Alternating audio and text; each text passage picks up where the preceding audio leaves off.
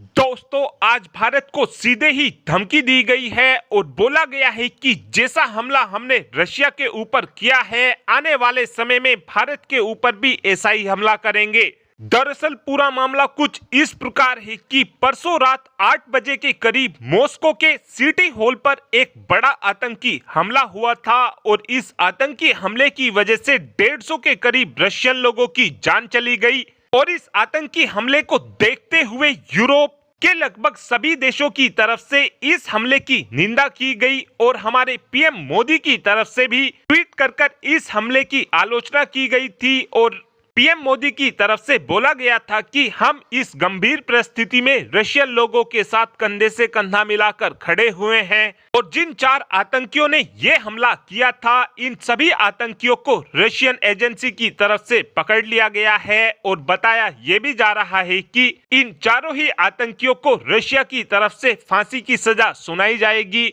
इस हमले को रशिया के ऊपर आईएसआईएस खुरासान ने कराया था और आज इसी आईएसआईएस खुरासान ने भारत के साथ साथ चाइना और यूरोप के कई देशों को भी हमले की धमकी दी है। और बोला गया है कि आने वाले कुछ समय में मुस्लिमों पर अत्याचार करने वाले सभी काफिरों को कीमत चुकानी होगी। और आईएसआईएस का कहना है कि जल्द ही हम भारत, चाइना और ईरान तक अपनी पकड़ को मजबूत कर लेंगे। साथ में आईएसआईएस खुरासान की तरफ से यह भी बोला गया है कि हम भारत के पूजनीय स्थानों को टारगेट करेंगे और वहां पर खून की नदियां बहा देंगे, जिससे ये बात साफ हो जाती है कि आईएसआईएस खुरासान की तरफ से भारत पर हमला करने की प्लानिंग की जा रही है, जिससे अब कई देशों की चिंताएं भी बढ़ गई हैं। और रशिया पर हमला होने के बाद ही ये बात तो पूरी तरीके से साफ हो गई थी कि अब इस आतंकी संगठन का खत्म होना पूरी तरीके से कंफर्म है,